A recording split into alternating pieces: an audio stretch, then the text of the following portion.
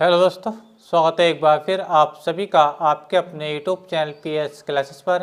तो दोस्तों, जैसा कि आप लोग जानते हैं कि हम क्लास 12 केमिस्ट्री के चैप्टर वाइज उन क्वेश्चनों का वीडियो अपलोड कर रहे हैं जो आपके बोर्ड एग्जाम के लिए ज़्यादा महत्वपूर्ण है। तो स्टूडेंट, जिसमें हमने दूसरा लेसन स्टार्ट कर लिया है जिसका नाम है विलियन। तो स्टूडेंट, इस लेसन के हम 2 वीडियो लेक्चर आप लोगों को पहले ही प्रोवाइड करा चुके हैं और आज का ये बच्चों इस लेसन का तीसरा वीडियो लेक्चर है जिसमें हम आपके बोर्ड एग्जाम की दृष्टि से एक वेरी मोस्ट इंपोर्टेंट टॉपिक को डिस्कस करेंगे जिसका नाम है विलियनों के अणुसंख्या गुणधर्म और साथ ही साथ बच्चों पढ़ेंगे हम राउल्ट का नियम। तो चलिए शुरुआत करेंगे वीडियो लेक्चर की और समझेंगे आज के टॉपिक को।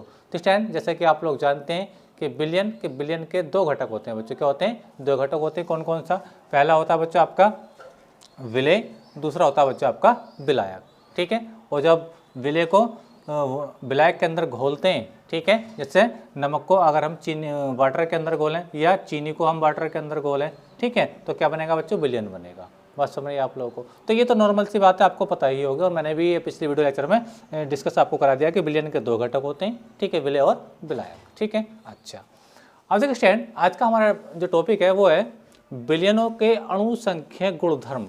ठीक है, बात समझ में आ रही है? यानी विलियनों के ऐसे गुण, विलियनों के बच्चों ऐसे गुण जो विलियन में उपस्थित विलेय की कणों की संख्या पर निर्भर करते हैं या अणुओं की संख्या पर निर्भर करते हैं। क्या कहलाते हैं? विलियनों के अणु संख्या गुणधर्म कहलाते हैं। यानी कहने का मतलब ये है, अगर हम कोई विलियन बना रहे हैं तो हम क्या करेंगे? विलायक के अंदर किसी विलेय पदार्थ को घोलेंगे। बात समझ में आ रही है? तो इसके कुछ ना कुछ अणु तो इसके अंदर घोल रहे होंगे। बात समझ में आ रही है? और इसके घुलने के बाद क्या बनने होगा? विलियन बन रहा होगा। तो विलियन में क्या होंगे? विलेय के कण भी होंगे। जाहिर सी बात है, आप लोग समझ रहे होंगे मेरी बात का। ठीक है, तो मैं वही तो कह रहा हूँ कि विलियनों के वे भौतिक गुण जो विलियन में उपस्थित विलेय की कणों की संख्या पर निर्भर करते हैं। किस पर बच्चों? विलेय की कणों की संख्या पर निर्भर करते हैं। क्या कहलाते हैं? विलियन के अणु संख्या गुणधर्म कहलाते हैं। चलिए मैं लिख के आपको समझाता हूँ। देखिए इसकी डेफिनेशन को लिख रहा हूँ। देखिए स्टूडेंट, आप भी मेरे साथ अपना नोट्स बनाते रहें तो लिखेंगे। देखिए, विलियनों के वे भौतिक गुण, विलियनों के वे भौतिक गुण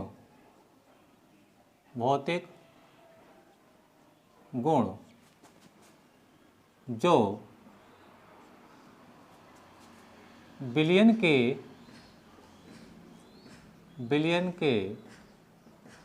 एक निश्चित आयतन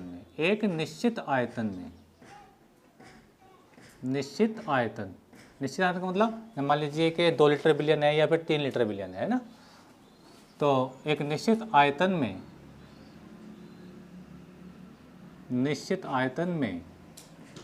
उपस्थित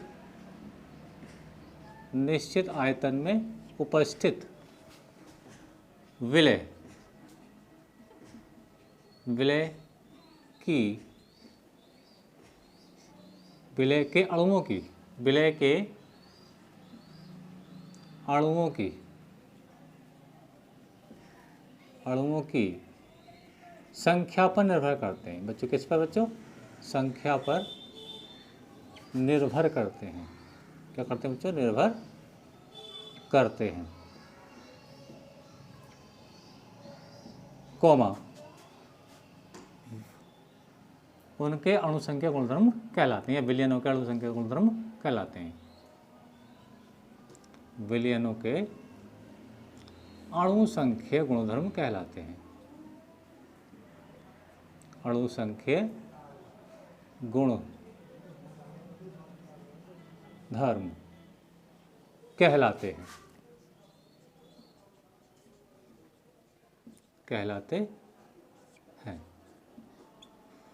तो ये बच्चे इसकी डेफिनेशन हो गई। ठीक है, और इसको शॉर्ट तरीके से लिखना चाहो, फार्मूले तरीके से याद करना चाहो तो अणुसंख्या गुणधर्म जो होते हैं बच्चों,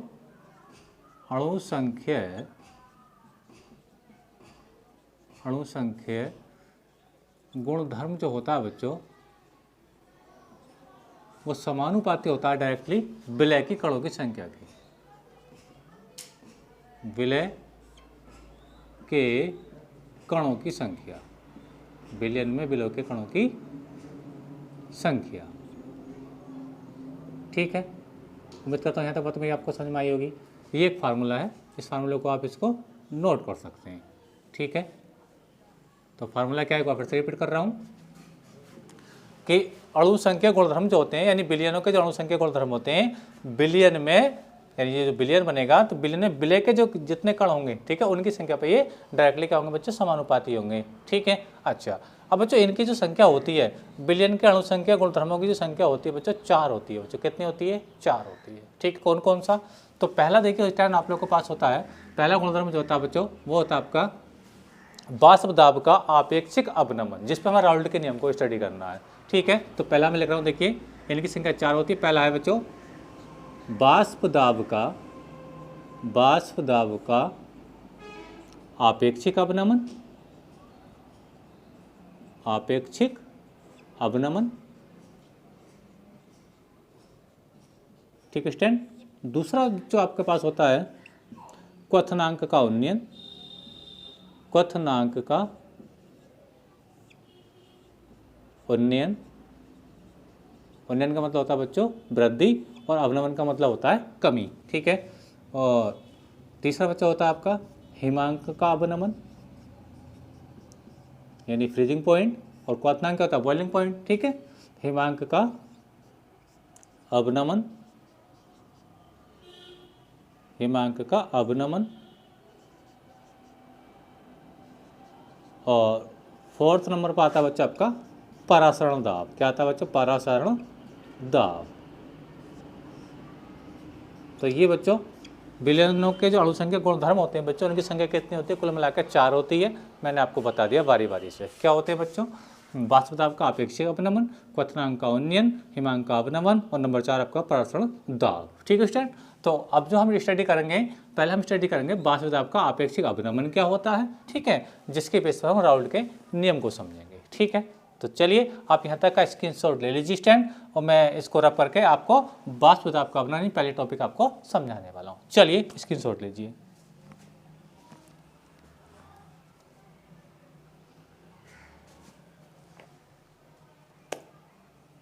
तो आई होप कि आप इसका स्क्रीनशॉट ले चुके होंगे। चलिए अब मैं इसको रब कर रहा हूँ स्टैंड। ठीक है, चलिए कर देते हैं रब इस चीज़ को। अब देखिए देखेंगे बच्चों हम वाष्प दाब का आपेक्षिक अवनमन क्या होता है। चलिए हटा दें इसको, बिल्कुल। तो हेडिंग लगाएंगे फिर से, वाष्प दाब का अपेक्षिक अवनमन, वाष्प दाब का अपेक्षिक अवनमन लगाते हैं। देखिए पहला हेडिंग है आपका बच्चों वाष्प दाब का आपेक्षिक अवनमन, आपेक्षिक अवनमन। ठीक है, चलिए समझाते हैं इसको। देखिए स्टैंड, वाष्प दाब के आपेक्षिक अवनमन को समझने के लिए पहले आपको यहाँ पर समझना पड़ेगा। ये मान लीजिए आपके पास शुद्ध विलायक है। शुद्ध विलायक है, अभी हमने जो आपका विलय पदार्थ है, अभी जो आपका, चलिए मैं थोड़ा इसको हटा देता हूँ थोड़ी देर के लिए। मैं 2 केस आपको समझा रहा हूँ, 2 केस मैं आपको समझा रहा हूँ। ठीक है, आप कन्फ्यूज नहीं होंगे, आप इसको अच्छे से समझ पाएंगे। तो देखिए स्टैंड, हमारे पास एक शुद्ध विलायक है और दूसरा पास हमारे पास क्या है, एक विलयन है। ठीक है, ये शुद्ध विलायक है और ये क्या है, विलयन है। शुद्ध विलायक जैसे मान लो ये वाटर है। ठीक है, विलयन मतलब जैसे मान लो इसके अंदर हमने NaCl को घोल रखा है, यानी नमक को घोल रखा है। बात समझ रहे आप लोगों को। तो ये शुद्ध विलायक है और ये आपका बच्चों विलयन है। ठीक है, बात समझिए आप लोगों को। ठीक है, अच्छा अब अगर मैं एक बात कहूँ, ध्यान से समझने मेरी बात, तो तब आपको समझ में आएगा कि वाष्प दाब का आपेक्षिक अवनमन क्या होता है। तो स्टैंड, अगर मैं आपके शुद्ध विलयन, ठीक है सॉरी शुद्ध विलायक और विलयन को, अगर मैं दोनों को 100 डिग्री सेंटीग्रेड पर गर्म करूँ बच्चों, 100 डिग्री सेंटीग्रेड पर क्या कर दूँ बच्चों, इनको गर्म करने लगूँ। क्या कर लूँ बच्चों, इनको गर्म कर दूँ। क्या कर दूँ बच्चों, गर्म करूँ। ध्यान से समझने मेरी बात को। और इसको भी बच्चों कितने टेम्परेचर पर बच्चों, 100 डिग्री सेंटीग्रेड पर अगर हम इसको हम क्या करें बच्चों, गर्म करें। क्या बच्चों वो करें, गर्म करें। तो बच्चों जब हम इसको भी गर्म कर रहे हैं, इसको भी गर्म कर रहे हैं 100 डिग्री सेंटीग्रेड पर, जाहिर सी बात है आपको समझ में आ रही होगी मेरी बात। ठीक है, तो क्या होगा, इसके अंदर वाष्प बनना शुरू हो जाएगा। और जल का तो जो 100 डिग्री सेंटीग्रेड तापमान होता है वो उसका क्वथनांक यानी बॉइलिंग पॉइंट कहलाता है, यानी इसके अंदर उबाल आ जाता है। बात समझिए आप लोगों को, यानी फिर समझिए मेरी बात कि मैं आपके शुद्ध विलायक और विलयन को, ठीक है, 100 डिग्री सेंटीग्रेड पर क्या कर रहा हूँ बच्चों, गर्म कर रहा हूँ। तो गर्म कर, जैसे जब मैं इसको गर्म कर रहा हूँ तो जाहिर सी बात है इसके अंदर क्या होगा कि बाष्प के कण बनने लगेंगे, यहाँ पे भाप उड़ने लगेगी। क्या बच्चों? बाष्प बनने लगेगी। क्या बनने लगेगी बच्चों? बाष्प बनने लगी। इतनी बात आप मेरी समझ रहे होंगे मैं क्या कह रहा हूँ, ठीक है। अब ये बाष्प होती क्या, ये जल के ही पार्टिकल होते हैं, वो जल के ही पार्टिकल होते हैं। बात समझ रहे हैं आप लोगों को, ठीक है। अच्छा, अब मैं इसको गर्म कर रहा हूँ तो इसके अंदर भी तो विलायक है। वो बात अलग है कि इसके अंदर जब विलयन है तो इसके अंदर NaCl भी मिला हुआ है। बात समझ में आ रही है? तो बाष्प तो इसके अंदर भी बनेगी, बाष्प तो इसके अंदर भी बनेगी, ठीक है। चलिए बना देते हैं। ये मान लीजिए ये इसके अंदर बाष्प है। अब आप देखो ध्यान से बच्चों, यहाँ पर समझने लायक बात ये है कि इसके अंदर जो बाष्प है यानी जो बाष्प दाब है, ठीक है, क्योंकि जब इसके अंदर बाष्प बनेगी तो ये बाष्प करती क्या है बच्चों, ये बाष्प यानी वाटर के मॉलिक्यूल यानी जल के मॉलिक्यूल बाष्प बन के ऊपर को जाएंगे, ठीक है। और साथ ही साथ क्या करेंगे, ये इस पर दाब लगाना शुरू कर देंगे। इस पर ये क्या लगाना शुरू कर देंगे बच्चों, ये दाब लगाना शुरू कर देंगे। बात समझ में आ रही है आप लोगों को, ठीक है। बात समझ में आ रही है, जिसको हम क्या कहते हैं, बाष्प दाब कहते हैं। क्या कहते हैं बच्चों? बाष्प दाब कहते हैं, ठीक है। समझ में आई आपको मेरी बात? तो देखिए, तो वो फिनोमेना तो यहाँ भी होगा। पहले क्या होगा, बाष्प के कण ऊपर जाएंगे, जल के कण ऊपर जाएंगे और ये बाष्प बनेगी तो यही क्या होगी बच्चों, इस पर क्या दाब लगाना शुरू कर देगी। बात समझ रही है आप लोगों को?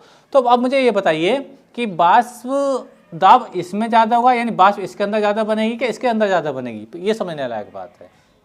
उम्मीद करता हूँ मैं आपको समझ में आएगी। फिर से रिपीट कर रहा हूँ कि ये आपका शुद्ध विलायक है, ये आपका विलयन है। जब इसको हम 100 डिग्री सेंटीग्रेड पर गर्म कर रहे हैं तो बाष्प किसके अंदर ज़्यादा बनेगी, इसके अंदर ज़्यादा बनेगी क्या विलयन के अंदर ज़्यादा बनेगी? तो मेरे प्यारे बच्चों, जो ज़्यादा बाष्प बनेगी वो आपके शुद्ध विलायक के अंदर ज़्यादा बनेगी। बात समझ आप लोगों को? चलिए समझाता हूँ। देखिए स्टैंड, जब हम शुद्ध विलायक की बात करते हैं, जब हम शुद्ध विलायक की बात करते हैं तो इसके सरफेस और वाटर के मॉलिक्यूल होंगे।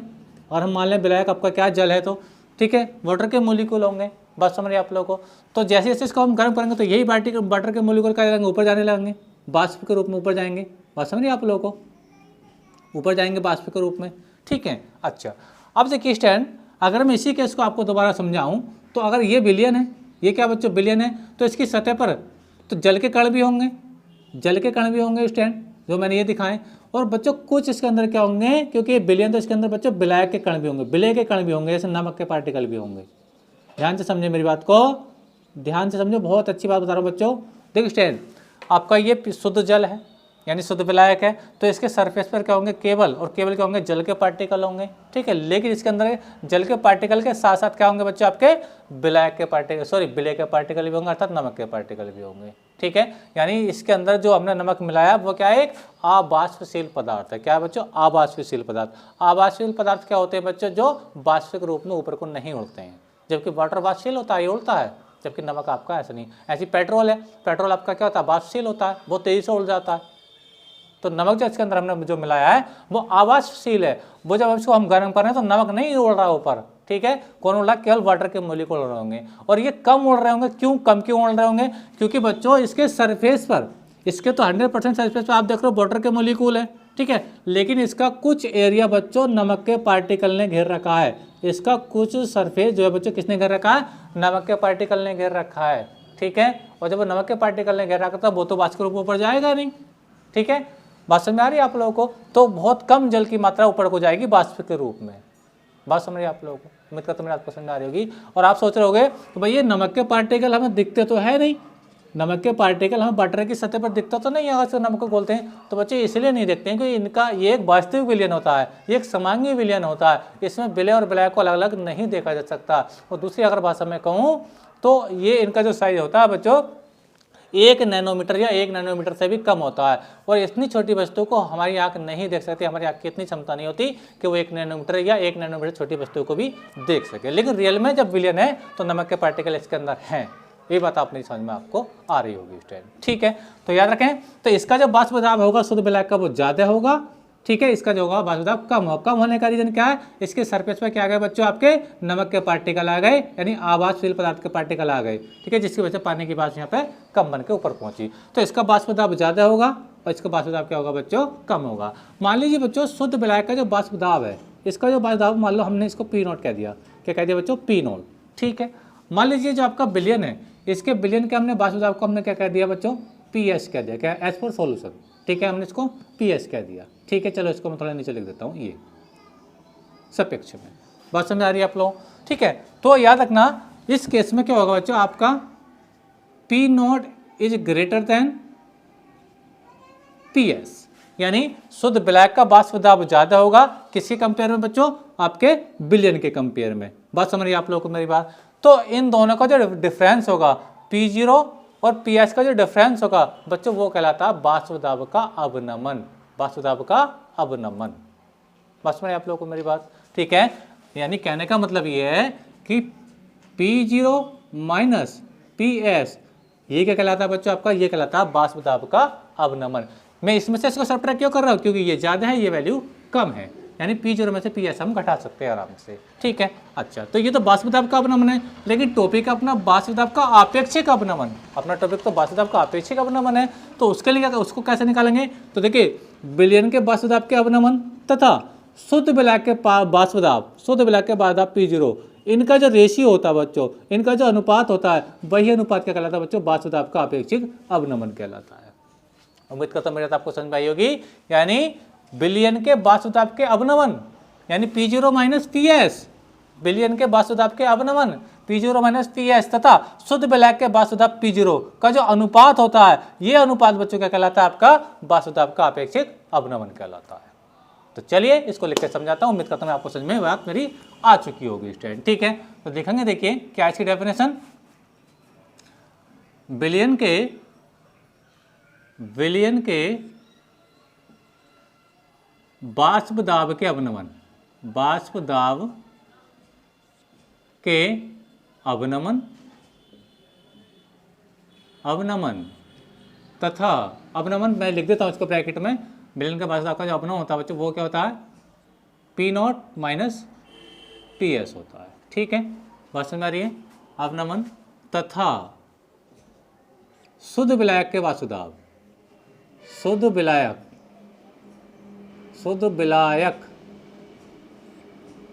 के वाष्प दाब यानी P0 के अनुपात को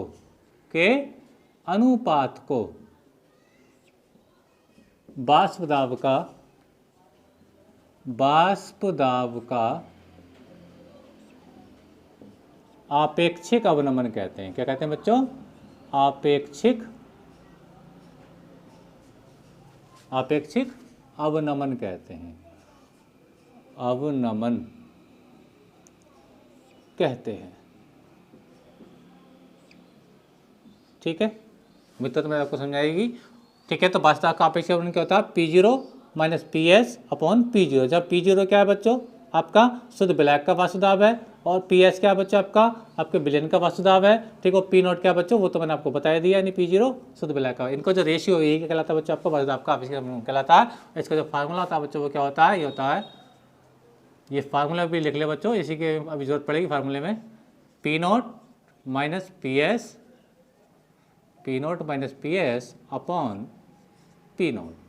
ठीक है स्टूडेंट, तो ये जो रेशियो है, यही रेशियो क्या कहलाता है बच्चों आपको, वाष्प दाब का अवनमन कहलाता है, कहलाता है वाष्प दाब का आपेक्षिक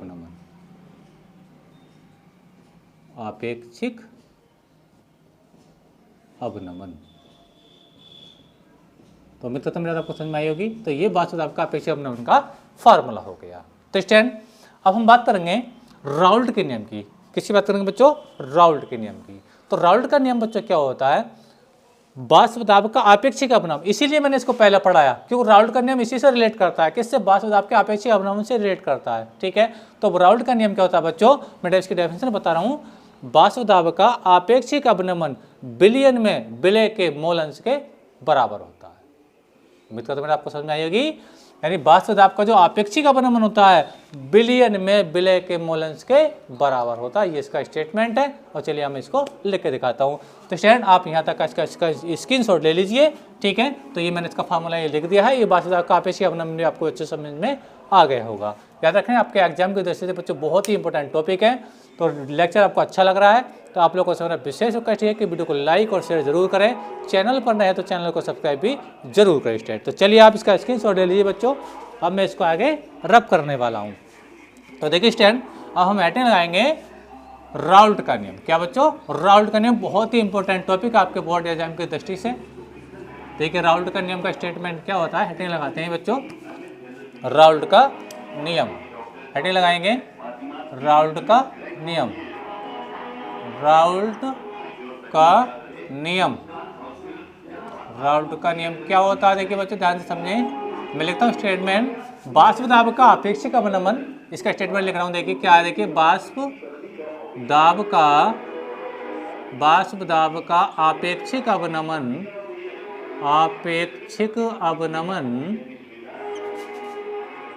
आपेक्षिक अवनमन,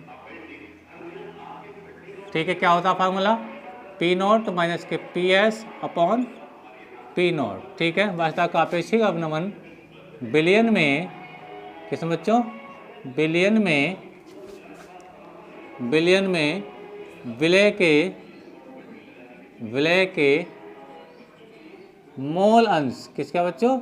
मोल अंश, ठीक है। क्या होता है मोल अंश का formula? N upon small n plus capital N. ये मैंने आपको पढ़ा दिया स्टैंड, के बराबर होता है, के बराबर होता है, बराबर होता है, ठीक है स्टैंड। उम्मीद करता हूँ आपको समझ में आई होगी, ठीक है। अब इसको चाहें तो इसको देखिए लिख सकते हैं फार्मूले पे। क्या है? देखिए वाष्प दाब का अपेक्षिक अवनमन पी नॉट माइनस के पी एस, फार्मूला इसका लिख रहा हूँ, पी नॉट माइनस के आप पी एस अपॉन आपका क्या रहता है? पी नॉट रहता है, यानी ये तो वाष्प दाब का अपेक्षिक अवनमन हो गया, बराबर क्या रहता है? विलय का मोल अंश। क्या होता है? देखिए स्मॉल एन यानी विलय के मोलों की संख्या, और बिलियन में कुल मोलों की संख्या, यानी विलय के मोलों की संख्या प्लस विलायक के मोलों की संख्या स्टैंड, ठीक है। उम्मीद करता हूँ मेरी बात आपको अच्छे समझ में आ गई होगी स्टैंड। तो ये इसका बच्चों फार्मूला है। उम्मीद करता हूँ कि बात आपको अच्छे समझ में आई होगी स्टैंड, ठीक है। अच्छा अब बच्चों अब हम बात करेंगे राउल्ट के नियम की सीमाओं के बारे में। राउल्ट के नियम की कौन कौन सी सीमाएं होती हैं, तो कौन कौन सी लिमिट होती है। चलिए आप इसका स्क्रीनशॉट ले लीजिए। अब मैं राउल्ट के नियम की सीमाएं आपको बताने वाला हूँ। चलिए नोट कीजिए। तो चलिए दोस्तों अब बात करेंगे हम राउल्ट के नियम की सीमाएं। चलिए हेडिंग लगाएंगे राउल्ट के नियम की सीमाएं। आपका स्क्रीनशॉट ले लीजिए, ठीक है। हेडिंग लगाते हैं। तो देखिए मैं, ठीक है स्टैंड। चलिए मैं डायग्राम साफ कर देता हूँ। डायग्राम तो उम्मीद करता हूँ आपको समझ में आ ही गया है, ठीक है। तो क्या, चलो पहले स्टेटमेंट को साफ कर लेते हैं ताकि मैं और आपको बेटर समझा पाऊँ, ठीक है। चलिए साफ करते हैं बिल्कुल, चलिए ओके। तो देखिए स्टैंड, हेडिंग लगाइए राउल्ट के नियम की सीमाएं। बहुत ही इंपॉर्टेंट टॉपिक बच्चा एग्जाम जैसे है। क्या है बच्चों? राउल्ट के नियम की सीमाएं, नियम की सीमाएं, सीमाएं क्या होती हैं बच्चों? तो स्टैंड, राउल्ट के नियम की पहली सीमा यह है बच्चों कि राउल्ट का नियम जो होता है हमेशा तनु विनियमों पर लागू होता है। राउल्ट का नियम हमेशा तनु विलयनों पर लागू होता है, जबकि सांद्र विलयन जो होते हैं राउल्ट के नियम से विचलन प्रदर्शित करते हैं। और तनु विलयन कैसे होते हैं बच्चों?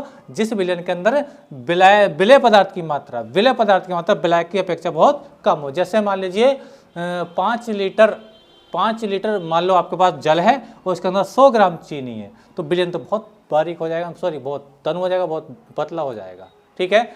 तो राउल्ट का नियम बच्चों क्या होता है? हमेशा तनु विलयनों पर लागू होता है, इस बात को याद रखना। तो पहले जो इसकी लिमिट है बच्चों ये है, पहली लिमिट है बच्चों यह है हमेशा तनु विलयनों पर लागू होता है बच्चों। किस पे? तनु यानी पतले विलयनों पर, जिसमें विलय पदार्थ की मात्रा विलायक से बहुत कम हो। तनु विलयनों पर लागू होता है, विलयनों पर लागू होता है, लागू होता है, ठीक है स्टैंड। अच्छा दूसरी बात, दूसरी लिमिट क्या है? दूसरी लिमिट बच्चों ये है कि ये राउल्ट का नियम वैद्युत अपघटयों के विलयनों पर लागू नहीं होता है। राउल्ट का नियम वैद्युत अपघटयों के विलयनों पर लागू नहीं होता है। क्यों नहीं होता है? देखिए स्टैंड, अगर हम किसी वैद्युत अपघट्य की बात करें, मान लीजिए ये कोई आपका वैद्युत अपघट्य ए भी है, जब ये ब्रेक होगा तो ये क्या हो जाएगा बच्चों, ए पॉजिटिव हो जाएगा और क्या हो जाएगा, बी नेगेटिव हो जाएगा। तो यानी बिलियन के अंदर हमें एक पार्टिकल से 2 पार्टिकल मिलेंगे। बात समझ आ रही है। और जब ये और ये क्या बच्चों, अणु संख्या गुणधर्म है, यानी इसके बढ़ने पर यानी कणों की संख्या बढ़ने पर, ठीक है, क्या होगा, यानी इसके पीएस और पी0 की वैल्यू घट बढ़ जाएगी। बात समझ में आ रही है, क्योंकि यहाँ पे विलयन का वाष्प दाब कम है। क्यों? क्योंकि यहाँ पे इसके अंदर विलय मिला हुआ है, और कणों की संख्या और ज़्यादा बढ़ाओगे तो वाष्प दाब और कम हो जाएगा। समझ में आ रही है आप लोग को मेरी बात? तो याद रखना, राउल्ट का जो नियम होता है बच्चों, वैद्युत अपघटयों के विलयनों पर लागू नहीं होता। तो लिखते हैं, देखिए, राउल्ट का नियम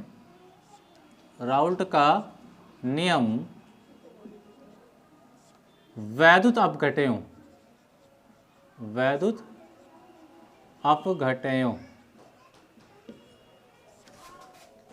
के विलयनों पर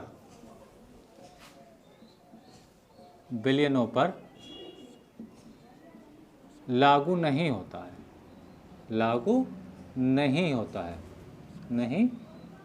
होता है। तो दूसरी सीमा है इसकी। तीसरी सीमा बच्चों ये है कि राउल्ट का नियम ऐसे पदार्थों के विलयनों पर भी लागू नहीं होता जो विलयन में क्या हो जाते हैं बच्चों, संगुलित हो जाते हैं। क्या हो जाते हैं बच्चों, संगुलित। यानी जैसे एक एग्जांपल मैं दे रहा हूँ, मान लीजिए आपके पास 2 पार्टिकल हैं, ठीक है, बात समझ में आ रही है आप लोगों को, 2 पार्टिकल हैं और ये विलयन में जाकर क्या बन गया, आपके 2 पार्टिकल थे, 1 पार्टिकल बन गया, यानी 1 अणु बन गया। 2 मोल लिए थे हमने एक और 1 मोल बन गया हमारा।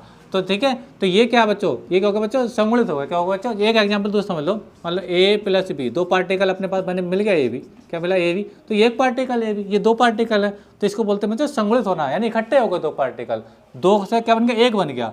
जब 1 बनेगा तो कणों की संख्या घटेगी इसके अंदर, तो फिर इसके वाष्प दाब में कमी आ जाएगी, और जबकि ये चीज़ पर डिपेंड करती है वाष्प दाब पर। तो याद रखना, तो ये लिखेंगे राउल्ट का नियम, ठीक है, राउल्ट का नियम ऐसे पदार्थों के विलयनों पर लागू नहीं होता, ऐसे पदार्थों के विलयनों पर लागू नहीं होता, विलयनों पर लागू नहीं होता, लागू नहीं होता